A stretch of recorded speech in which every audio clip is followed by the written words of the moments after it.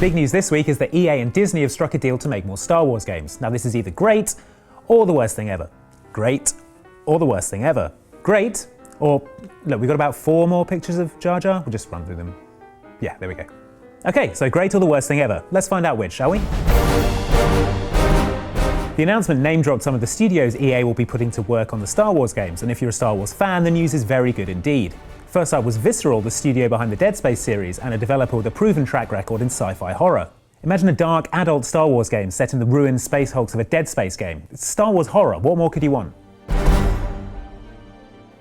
I'm just going to play devil's advocate here, but there must be a reason why EA was voted worst company in America for the 2nd year running in a consumerist.com poll. They're microtransaction kings sitting on a throne of your pennies. The temptation will always be to run a hugely popular franchise like Star Wars into the ground till the wheels fall off the money wagon.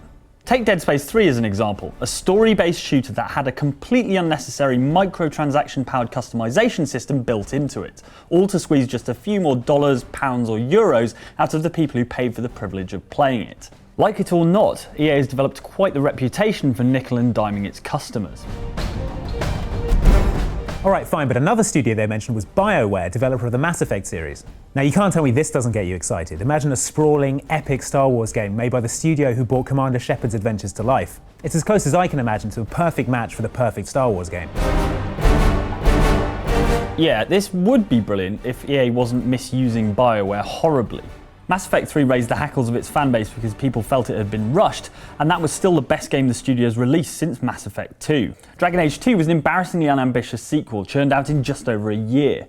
And just look at the Old Republic on PC. Instead of getting BioWare to do what they're good at with their new Austin studio, i.e. single-player RPGs, they tried to pour that special sauce into an MMO, hoping the cash would come flowing in for years to come.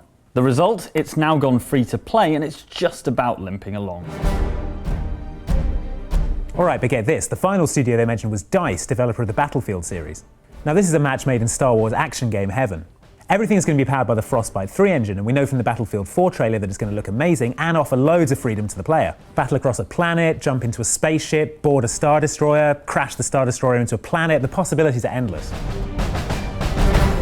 Better not get too attached to those online servers. EA are basically hardline about shutting down online services for games after a certain amount of time. Compare that to Activision's approach with Call of Duty, where servers for the previous games are maintained and have die-hard fan bases.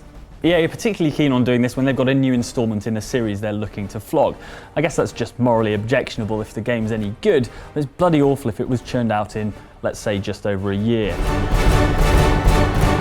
Okay, fine, you're not into the awesome studios thing. The fact that they're still working on Star Wars games means that they could resurrect the cancelled Star Wars 1313, and that looked good, right?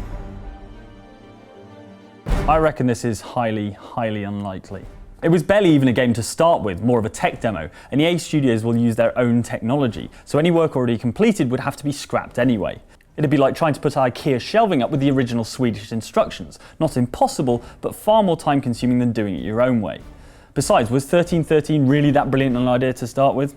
Hey, we've got this rich and colourful universe with all these diverse planets to visit. Let's go down a big hole.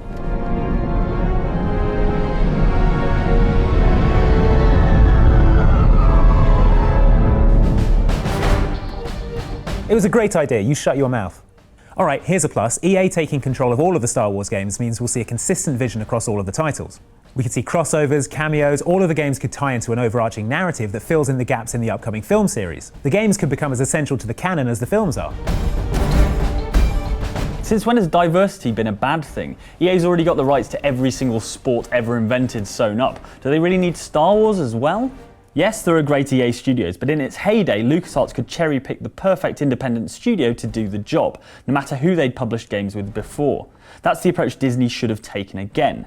Now, with EA's partner system shut down, we're stuck with whatever EA studios can manage, in between making games for their own franchises.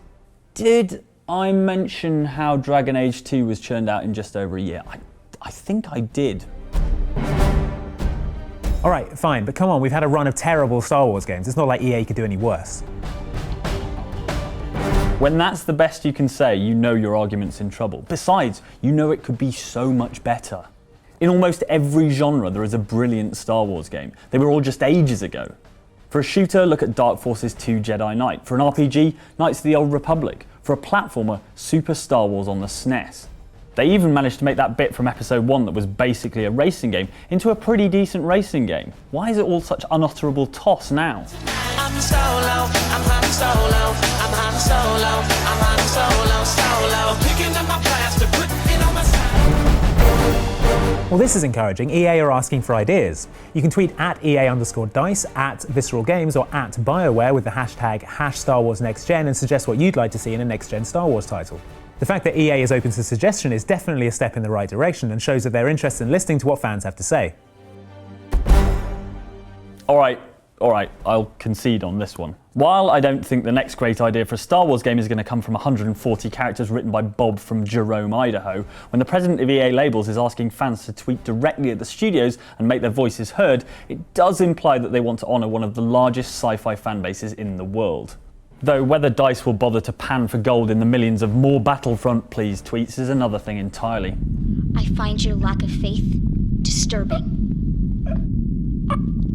Alright, well that solved nothing. Where do you stand? Do you think the EA-Disney partnership is a good thing for Star Wars, or are you burning your tie-in Yoda backpack in protest? Let us know in the comments, subscribe for more, and we'll see you next time on Outside Xbox. The announcement name-dropped some of the studios that EA will be putting to walk. Walk all over the side. Exactly. My point is that.